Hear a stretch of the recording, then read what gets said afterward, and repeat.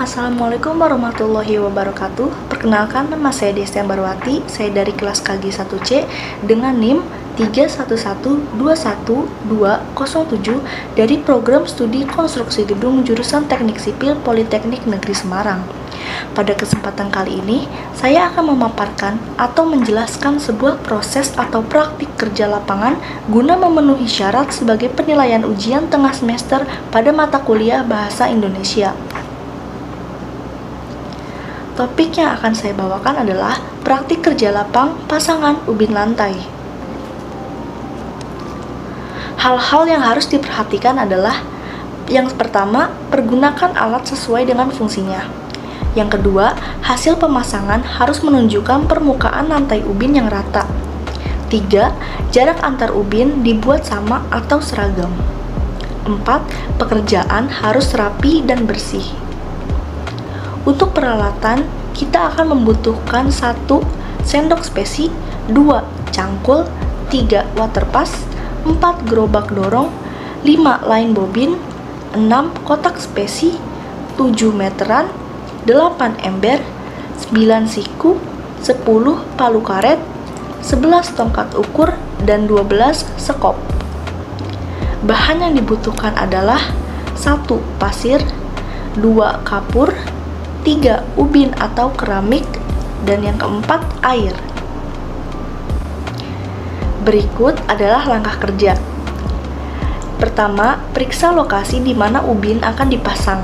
Apabila dasar pemasangan bergelombang, maka perlu diuruk dengan pasir, diratakan dan dipadatkan. 2.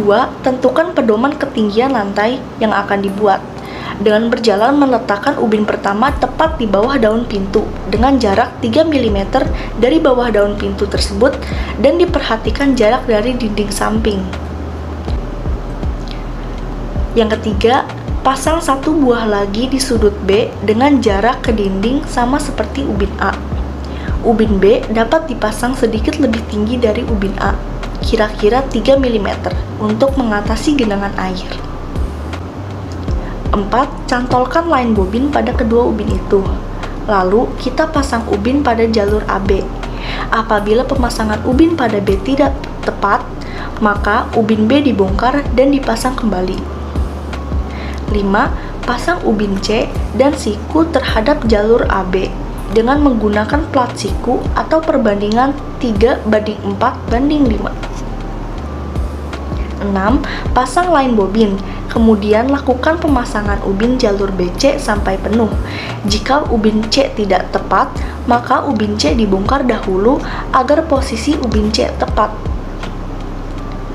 7. Pemasangan ubin hendaknya dimulai dari jalur AB dengan memenuhkan jalur BC dan pemasangannya mundur ke arah pintu dan berakhir pada pintu, sehingga ubin yang sudah terpasang tidak akan terinjak. 8. Untuk pemasangan ubin yang membutuhkan ubin potongan, maka pengukuran ubin harus dilakukan satu persatu. Sekarang, saya akan mulai menganalisis kalimat yang terdapat di dalam penjelasan praktikum tadi. Yang pertama, pergunakan alat sesuai dengan fungsinya, termasuk kalimat efektif. Hasil pemasangan harus menunjukkan permukaan lantai ubin yang rata, merupakan kalimat efektif. Jarak antar ubin dibuat sama atau seragam, merupakan kalimat efektif. Pekerjaan harus rapi dan bersih, merupakan kalimat efektif. Periksa lokasi di mana ubin akan dipasang. Apabila dasar pemasangan bergelombang, maka perlu diuruk dengan pasir, diratakan dan dipadatkan, merupakan kalimat efektif. Tentukan pedoman ketinggian lantai yang akan dibuat dengan berjalan meletakkan ubin pertama tepat di bawah daun pintu dengan jarak 3 mm dari bawah daun pintu tersebut dan diperhatikan jarak dari dinding samping, merupakan kalimat tidak efektif.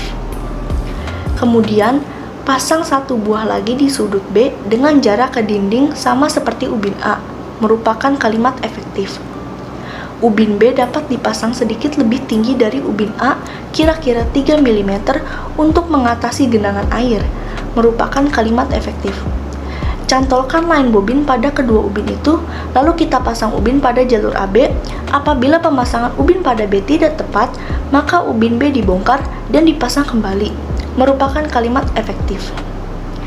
Pasang ubin C dan siku terhadap jalur AB dengan menggunakan plat siku atau perbandingan 3:4:5 merupakan kalimat efektif.